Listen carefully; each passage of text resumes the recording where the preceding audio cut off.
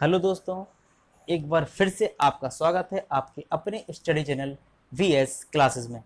इस क्लासेस में हम बात कर रहे थे बायोलॉजी की और हमने इसके पहले आपको 2 क्लासें प्रोवाइड करा दी हैं, जिसमें हमने बायोलॉजी के इंट्रोडक्शन के बारे में बात की थी और बायोलॉजी की फर्स्ट पार्ट जूलॉजी के चैप्टर 1 सजीव जगत की विविधता डाइवर्सिटी ऑफ लिविंग वर्ल्ड के बारे में बात आपसे की थी, जिसमें हम पहले पार्ट में पढ़ चुके थे आपका एक टॉपिक सजीवों की संगठनात्मक एवं क्रियात्मक विशेषताएं।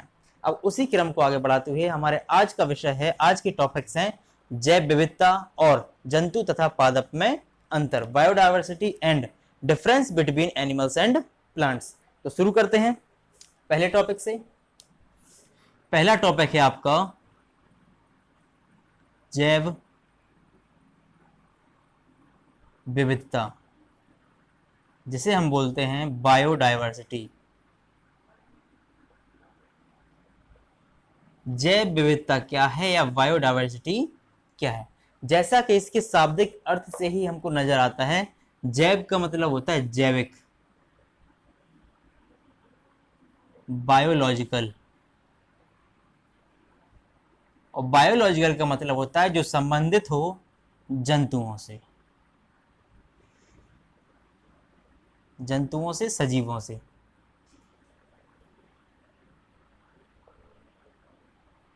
और विविधता का मतलब होता है डाइवर्सिटी से, जिसे हम कहते हैं भिन्नता। भिन्नता मतलब असमानता, एक दूसरे से विभिन्नता होना। तो चलिए प्रारंभ करते हैं। हमारी पृथ्वी पर अनगिनत जीव पाए जाते हैं। हमारी पृथ्वी पर अनगिनत जीव पाए जाते हैं, जिनमें बड़े से लेकर के छोटे से छोटा तक जीव शामिल होता है। कुछ जीव तो इतने सूक्ष्म होते हैं, इतने छोटे होते हैं, जिन्हें हम अपनी खुली आंखों से नहीं देख सकते हैं, और इस प्रकार के जीवों को सूक्ष्मदर्शीय जीव कहते हैं। जिन जीवों को हम अपनी आंखों से नहीं देख सकते हैं उन्हें सूक्ष्मदर्शीय जीव कहते हैं, जिसे हम बोलते हैं माइक्रोस्कोपिक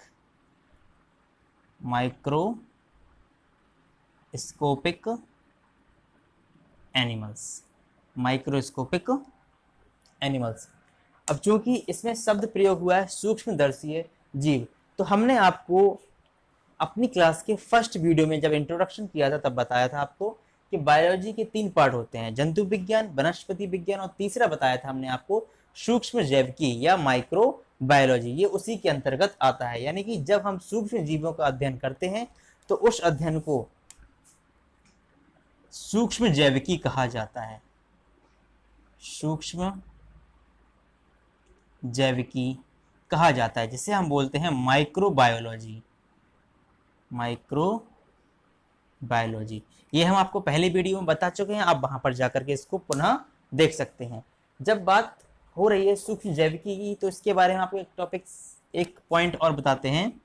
सूक्ष्म जैविकी की खोज या इसके पितामह, सूक्ष्म जैविकी के पितामह ल्यूवेन हॉक को कहा जाता है। ल्यूवेन हॉक को सूक्ष्म जैविकी का पितामह कहा जाता है, और सर्वप्रथम जीवित कोशिका की खोज भी ल्यूवेन हॉक ने ही की थी। चलिए अब वापस आते हैं हम लोग अपने टॉपिक पर। तो जैव विविधता के बारे में हम लोग बढ़ते हैं आगे। समान संरचना एवं परस्पर जनन क्रिया के आधार पर जंतुओं को, सभी सजीवों को उनके अलग अलग वर्ग, प्रजाति, वंश या समुदाय में सम्मिलित किया गया है, और ऐसा इसलिए किया गया है जिससे कि उनकी पहचान को निर्धारित किया जा सके, हम उन्हें पहचान सकें आसानी से, इसलिए उनको अलग अलग वंश में या प्रजाति में, वर्ग में विभाजित किया गया है। अब विभाजन क्यों आवश्यक है? जिससे कि हम उन्हें पहचान सकें। अब जैसे कि हम लोगों ने रिप्रोडक्शन में पढ़ा था कि एक जीव अपने ही समान दूसरे जीव की उत्पत्ति करता है, जिसमें उसकी सारी समानताएं पाई जाती हैं, लेकिन इसके अतिरिक्त उसमें कुछ विषमताएं या विभिन्नताएं भी पाई जाती हैं, और इन्हीं विषमताओं के कारण ही हम उनकी पहचान को सुनिश्चित कर सकते हैं, उनको पहचानने में हमें आसानी होती है। इसके आगे बढ़ते हैं। सूक्ष्म जीव जैसे कि एक छोटे से कीट से लेकर के विशालकाय व्हेल मछली तक, एक पौधे से लेकर के सबसे बड़े वृक्ष सिक्वेया तक, सभी की संरचना, आकृति, आकार और भौगोलिक दशाएं अलग अलग होती हैं। इस प्रकार से हम कह सकते हैं कि जीवों में विभिन्न विभिन्न प्रकार की विविधताएं पाई जाती हैं, अनगिनत प्रकार की विविधताएं पाई जाती हैं। चलिए देखते हैं।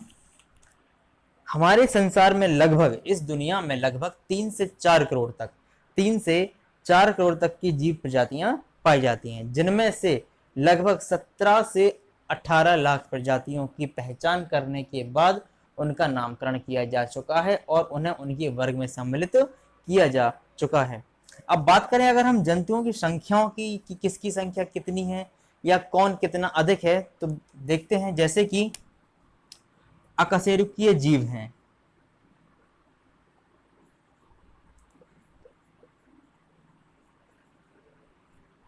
जिन्हें हम बोलते हैं इनवर्टिब्रेट्स।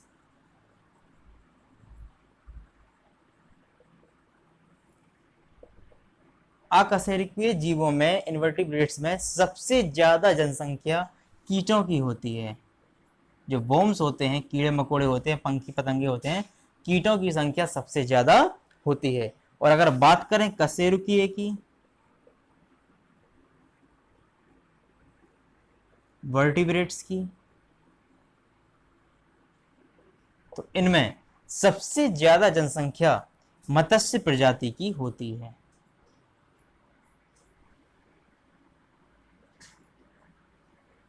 मत्स्य प्रजाति यानी कि मछलियों से संबंधित, जलीय जीवों से संबंधित। और अगर पादपों की बात करें,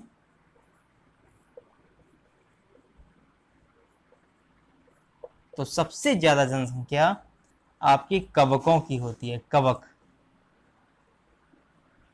जिसे हम फंगी या फंगाई भी बोलते हैं। तो इस प्रकार से इन सब बातों के आधार पर हम ये कह सकते हैं कि हमारी पृथ्वी पर जीवों की असाधारण विभिन्नताएं या विविधताएं पाई जाती हैं। अब बात करते हैं जैव विविधता के प्रकारों की। जैव विविधता कितने प्रकार की होती है, इसको हम कितने भागों में बांट सकते हैं, देखते हैं। जैव विविधता को हम मुख्य रूप से 3 भागों में बांटते हैं। जैसे पहला भाग है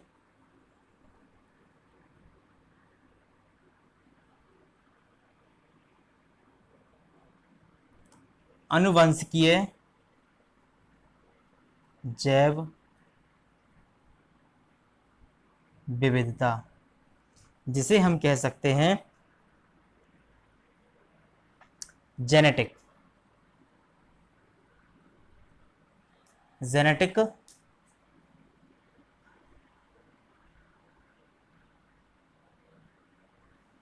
बायोडायवर्सिटी। जेनेटिक बायोडायवर्सिटी, आनुवांशिक जैव विविधता, इसको समझने के लिए हमने आपको एक परिभाषा और बताई थी अपने पिछले वीडियो में, जैव विकास के बारे में, ऑर्गेनिक इवोल्यूशन के बारे में, और उसी प्रकार से बिल्कुल यही परिभाषा आपकी निकल के आती है। जैसे कि हमने आपको बताया था कि एक जीव में अपने ही समान दूसरा जीव उत्पन्न करने की क्षमता होती है और उस उत्पन्न नए जीव में या उसकी संतान में उसी के समान गुण भी पाए जाते हैं, परंतु उसमें कुछ भिन्नताएं या कुछ नए गुण भी होते हैं जो पीढ़ी दर पीढ़ी परिवर्तनों के समावेशों के साथ नए नए उत्तम गुणों के साथ आगे बढ़ते जाते हैं। इस प्रकार से जो नए जीव उत्पन्न होते हैं, उनके जो जीन्स होते हैं, उनके जो गुणसूत्र होते हैं, उनमें परिवर्तन आता है और फलस्वरूप एक नए प्रकार की, या हम कह सकते हैं कि कुछ हद तक एक नए जीव का निर्माण होता है। इसे ही हम आनुवांशिकीय जैव विविधता या जेनेटिक बायोडायवर्सिटी कहते हैं। अगर हम इसका एग्जाम्पल देखना चाहें, उदाहरण देखना चाहें, तो शुरुआत करते हैं मनुष्यों से। जैसा कि हमने अपनी किताबों में पढ़ा है, पुरानी किताबों में, इतिहासकारों के द्वारा या फिर बायोलॉजिकल किताबों में हमने पढ़ा हुआ है कि मनुष्य पहले, हमारे जो पूर्वज हैं वो पहले बंदर हुआ करते थे या बंदरों की प्रजाति से संबंधित थे, जो धीरे धीरे अपना अस्तित्व बनाने के लिए आगे बढ़े। उन्होंने अपनी बुद्धि का प्रयोग किया और वो विकास की राह पर चलते रहे। यदि वो इसका प्रयोग नहीं करते तो आगे नहीं बढ़ पाते। उसी प्रकार से आनुवंशिक जैव विविधता होती है, जिसमें समय दर समय और पीढ़ी दर पीढ़ी परिवर्तन और बौद्धिक विकास होता जाता है। इसे कहते हैं आनुवंशिक जैव विविधता। अगर बात करें पादपों की तो हम अपने भारत की ही बात करते हैं। हमारे यहाँ पे चावल खाया जाता है, लेकिन अगर हम गौर करें या इसका अध्ययन करें तो हम ये पाएंगे कि चावल की भारत में लगभग 45 से 50 हजार प्रजातियां पाई जाती हैं। इस प्रकार से हम कह सकते हैं कि सजीवों में और हमारे जो सजीव जगत है, पूरा जीवधारी जगत है, इसमें विभिन्न प्रकार की आनुवांशिकीय जैव विविधताएं पाई जाती हैं। अब बात है दूसरे प्रकार की। दूसरा प्रकार है जातीय जैव विविधता। जातीय जैव विविधता क्या होती है? तो जातीय जैव विविधता एक प्रकार से सजीव जगत का अलग अलग समूहों में वर्गीकरण है। अर्थात हम इसको इस प्रकार से भी कह सकते हैं कि जीवधारियों का या सजीवों का उनके समूह, वर्ग, स्थान या जाति के आधार पर अलग अलग विभाजन करना उनमें भिन्नता को प्रदर्शित करता है। यही हमारी होती है जातीय जैव विविधता। जैसे कि हम देखते हैं कि अगर हम पश्चिमी घाटों की तरफ जाएं, वेस्टर्न घाट्स की तरफ जाएं, तो वहां पर जो उभयचर होते हैं, एम्फीबियंस होते हैं, उनमें बहुत अधिक विविधताएं पाई जाती हैं। उसी के विपरीत यदि हम पूर्वी घाट की तरफ जाते हैं तो उनमें विभिन्नताएं बहुत ही कम पाई जाती हैं। चलिए आगे बढ़ते हुए अब बात करते हैं हम जैव विविधता के तीसरे प्रकार की। और तीसरा प्रकार है आपका पारिस्थितिकीय जैव विविधता, जिसे हम कहते हैं इकोलॉजिकल बायो डायवर्सिटी। पारिस्थितिकीय जैव विविधता या इकोलॉजिकल बायो डायवर्सिटी, जैसे कि हम इसके शब्दों में ही देख सकते हैं, इसका अर्थ छुपा हुआ है। पारिस्थितिकीय जैव विविधता का मतलब होता है परिस्थिति के अनुसार होने वाली विविधता। परिस्थिति के अनुसार जीवों में होने वाली विविधता। अब बात करते हैं परिस्थिति की, तो हर जगह की परिस्थितियां, हर जगह का एटमॉस्फेयर, जो वातावरण है, वो हर जगह का भिन्न भिन्न या अलग अलग होता है। यदि हम बात करें अपनी कंट्री इंडिया की, तो हमारे देश भारत में हमारी जो भौगोलिक संरचना है वो मरुस्थलों यानी कि डिजर्ट्स और तटीय क्षेत्रों, कोस्टल रीजन्स, मुहानों, एस्चुरीज और सदाबहार वनों, रेन फॉरेस्ट आदि में बटा हुआ है। और इन बंटवारे के आधार पर, इन विभाजनों के आधार पर यहाँ के सजीवों में विविधताएं पाई जाती हैं। तो जो आपकी पारिस्थितिकीय जैव विविधता है वो मुख्य रूप से हमारे जो भारत की विविधता है वो किस किस पर टिकी हुई है, वो हम देखते हैं यहाँ पर मुहानों पर, जिन्हें हम कहते हैं एस्चुरीज, तटीय क्षेत्रों पर, जिन्हें हम कहते हैं कोस्टल रेंज,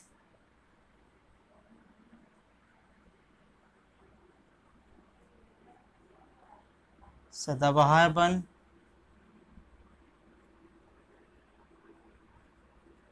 रेन फॉरेस्ट्स और मरुस्थल, माने कि डिजर्ट्स। इस प्रकार से भारत की भौगोलिक संरचना जो है इन सभी में बटी हुई है और इन्हीं के आधार पर जीवों में विविधताएं पाई जाती हैं। तो इस प्रकार से हमने देखा कि जैव विविधता मुख्य रूप से 3 भागों में बटी हुई होती है और इसी आधार पर हम जीवों का जो विभाजन है, उनकी जो विविधता है, उसको हम देखते हैं और पहचानते भी इसी आधार पर हैं। तो ये हुआ आपका पहला टॉपिक जैव विविधता का। चलिए जैव विविधता के बाद अब हम बात करते हैं दूसरे टॉपिक जंतु और पादपों में अंतर की, यानी कि एनिमल्स और प्लांट्स में जो डिफरेंस होता है हम उसके बारे में बात करते हैं। तो देखते हैं जंतु और पादपों में अंतर के बारे में। तो पहला अंतर जो हम लोग क्रिएट करते हैं वो है इनकी आकृति का, साइज या स्ट्रक्चर, साइज या स्ट्रक्चर के बारे में।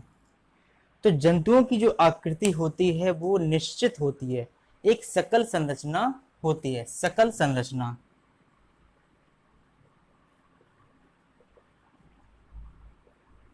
जिसे हम कहते हैं ग्रॉस एनाटॉमी। तो जंतुओं की जो आकृति है वो एक निश्चित रूप में होती है कि उसे कितना बढ़ना है और कहाँ तक उसको सीमित होना है, जबकि इसके उलट जो पादप हैं इनकी आकृति अनिश्चित होती है, ये कितने भी बढ़ते हुए चले जाते हैं। एक तो इनकी आकृति अनिश्चित होती है, दूसरी परिवर्तनशील, जो हमेशा बदलती रहती है। इस प्रकार से इनके बीच में ये पहला अंतर हुआ आकृति का। जंतुओं की आकृति निश्चित होती है जबकि पादपों की आकृति निश्चित नहीं होती है। देखते हैं दूसरा अंतर। दूसरा अंतर आपका आता है गति, जिसे हम मोशन भी कह सकते हैं, प्रचलन भी कह सकते हैं और एक्टिवनेस यानी कि सक्रियता भी कह सकते हैं। गति, प्रचलन और सक्रियता, मोशन, लोकोमोशन और एक्टिवनेस। तो जंतुओं में, जैसा कि हमने पिछले वीडियो में पढ़ा था गति के बारे में, जंतुओं की गति के बारे में, कि जंतुओं की जो गति होती है वो स्पष्ट और तीव्र होती है, स्पष्ट और तीव्र होती है। जंतु अपनी इच्छानुसार एक स्थान से दूसरे स्थान तक जा सकते हैं, जिसे हम प्रचलन कहते हैं। तीसरी बात सक्रियता माने कि एक्टिवनेस, जो जंतु जो हैं, जो एनिमल्स जो हैं, वो अपनी मन मर्जी के अनुसार कार्य कर सकते हैं, वो किसी भी प्रकार से अपनी एक्टिवनेस को शो कर सकते हैं। जबकि जो पादप होते हैं इनमें प्रचलन तो बिल्कुल भी नहीं होता है, माने कि एक स्थान से दूसरे स्थान तक ये नहीं जा सकते हैं। अब रही बात गति की और सक्रियता की, तो इसके कुछ अपवाद हैं, जैसे कि छुई मुई का पौधा और शैवाल, इनमें मंद गति देखी जा सकती है, वो भी इनकी मोशन के रूप में, गति के रूप में, जैसे पत्तियों का सिकुड़ना और शैवालों का मंद गति करना। अब बात करते हैं तीसरे पॉइंट की। तो तीसरा पॉइंट हमारा आता है कोशिका भित्ति। कोशिका भित्ति को बोलते हैं सेल वॉल, सेल वॉल। तो देखते हैं क्या होता है सेल वॉल।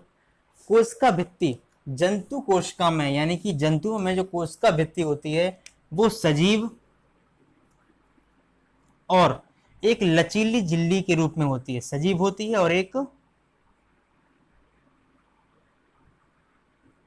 लचीली झिल्ली के रूप में होती है, जो कि प्रोटीन और वसा, फैट, लिपिड, इनसे बनी हुई होती है। और लचीली झिल्ली को बोलते हैं फ्लेक्सिबल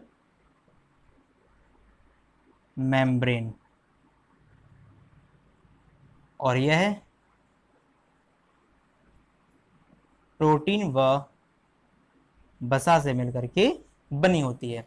अब बात करें हम पादपों में, प्लांट्स में, तो इसकी जो कोशिका भित्ति होती है यह सेल्यूलोज से बनी होती है, सेल्यूलोज से बनी होती है, और यह कठोर यानी कि सॉलिड एवं निर्जीव, सॉलिड एवं निर्जीव होती है। तो जंतु की जो कोशिका भित्ति है, सेल वॉल है, वो आपकी एक सजीव होती है, उसमें जान होती है, जीवन होता है, लचीली झिल्ली की तरह होती है, जिसे हम फ्लेक्सिबल मेम्ब्रेन बोलते हैं, और वह प्रोटीन और वसा से निर्मित होती है। जबकि जो पादप कोशिका है उसका जो सेल कोशिका भित्ति है वह सेल्यूलोज से बनी होती है, कठोर एवं निर्जीव होती है। अब बात करते हैं अगले पॉइंट की। तो चौथा पॉइंट है आपका हरित लवक। हरित लवक जिसको हम बोलते हैं क्लोरोप्लास्ट।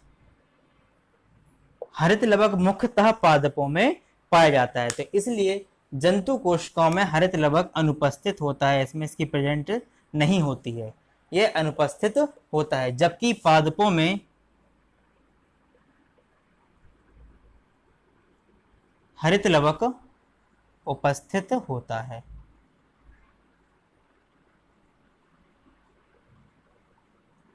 पादपों में हरित लवक उपस्थित होता है।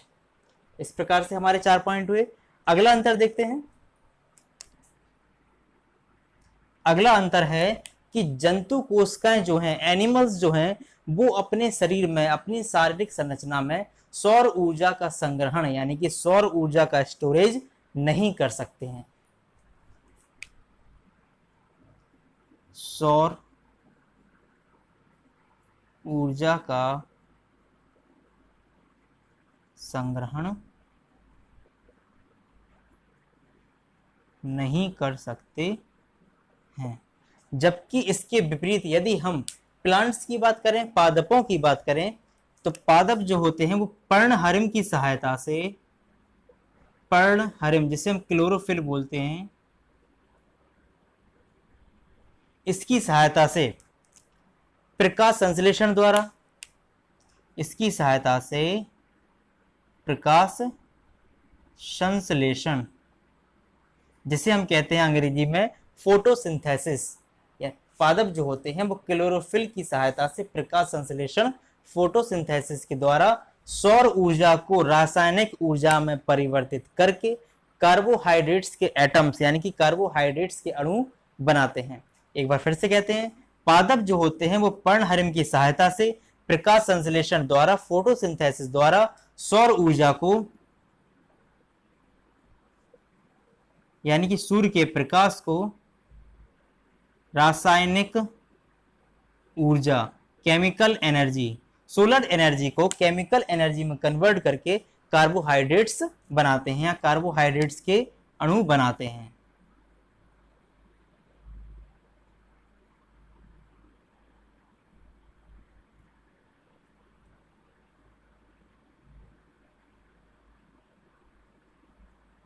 कार्बोहाइड्रेट्स के अणु बनाते हैं।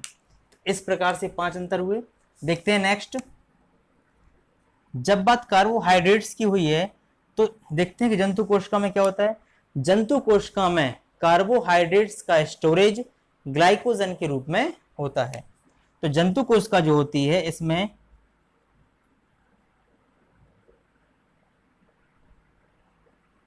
कार्बोहाइड्रेट्स का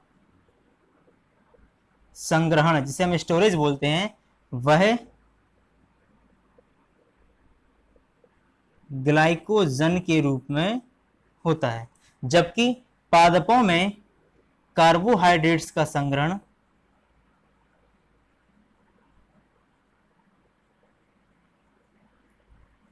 स्टार्च जिसे हम हिंदी में बोलते हैं मंड के रूप में होता है। जंतु कोशिका में कार्बोहाइड्रेट्स का संचय स्टार्च वो ग्लाइकोजन के रूप में होता है, जबकि पादप कोशिका में स्टार्च या मंड के रूप में होता है।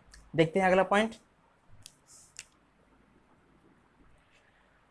जंतुओं के शरीर में कई प्रकार की जैविक क्रियाएं होती रहती हैं। उनमें से कुछ क्रियाएं उपापचय क्रियाएं या अपचयी क्रियाएं। तो हम कह सकते हैं कि जंतु कोशिका में उपापचय क्रियाएं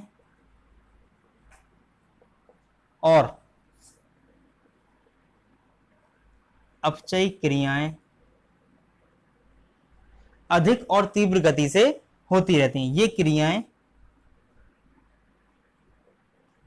अधिक एवं तीव्र गति से होती रहती हैं। इसके विपरीत पादपों में ये क्रियाएं बहुत कम एवं मंद गति से होती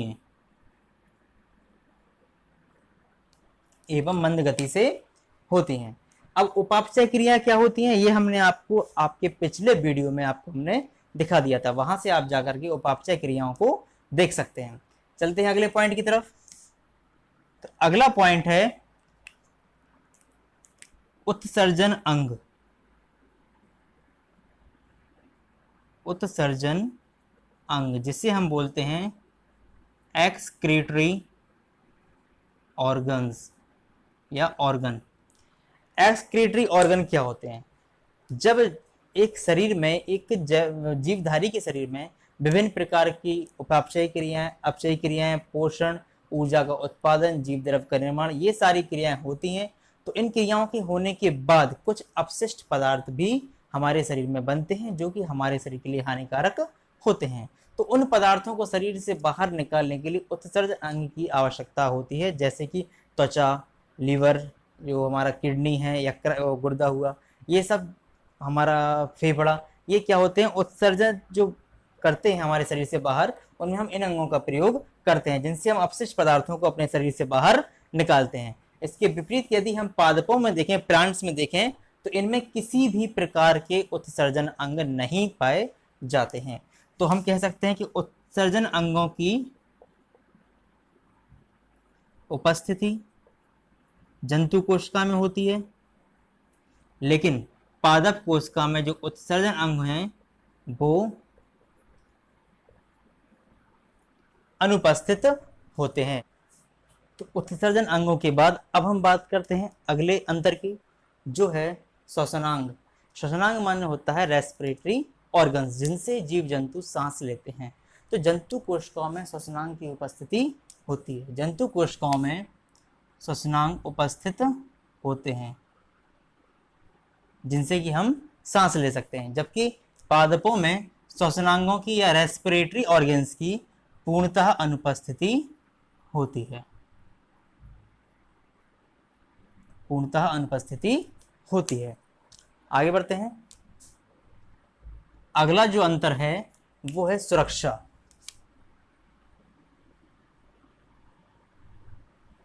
सेफ्टी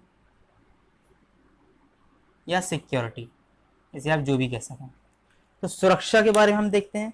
जंतु होते हैं, जंतु कोशिका में जो जंतु होते हैं, प्राणी जो होते हैं, वो अपनी सुरक्षा करने में सक्षम होते हैं, जबकि प्लांट्स में ऐसा नहीं होता है। पेड़ पौधे जो होते हैं, प्लांट्स जो होते हैं, वो अपनी सुरक्षा करने में, वह अपनी सुरक्षा करने में सक्षम नहीं होते हैं, सक्षम नहीं होते हैं। चलिए इस प्रकार से बढ़ते हैं आगे की तरफ। तो अगला जो अंतर है वो है मनुष्यों में या प्राणियों में, जंतुओं में चेतना शक्ति का होना। चेतना शक्ति,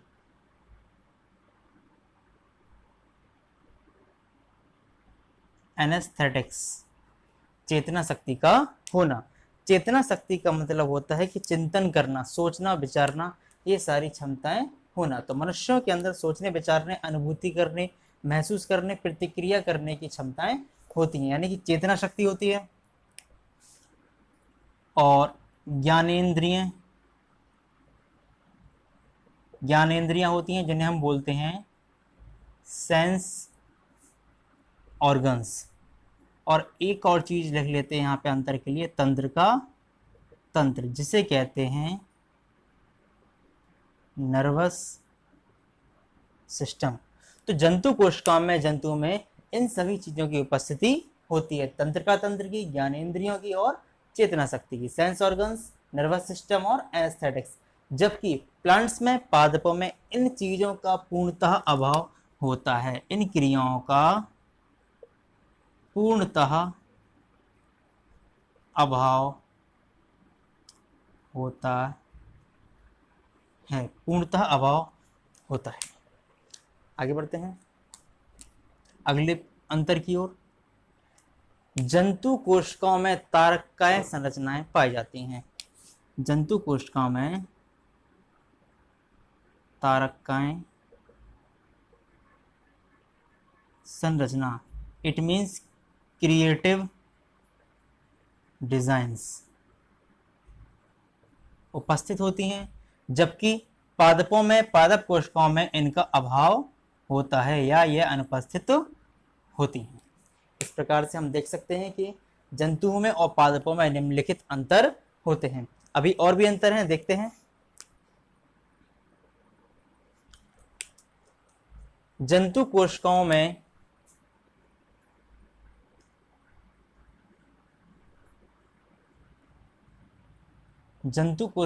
रिक्तिकाएं,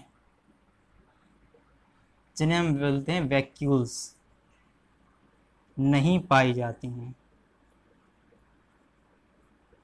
नहीं पाई जाती हैं, जबकि जो पादप कोशिकाएं हैं उनमें कोसारस से भरी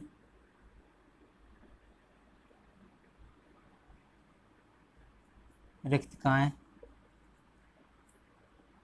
पाई जाती हैं। इस प्रकार से देखते हैं कि हम जंतु कोशिकाओं में रिक्तकाएं नहीं पाई जाती हैं, जबकि पादप कोशिकाओं में रिक्तकाएं पाई जाती हैं। अगला पॉइंट आपका होता है कि जंतुओं में प्रजनन, रिप्रोडक्शन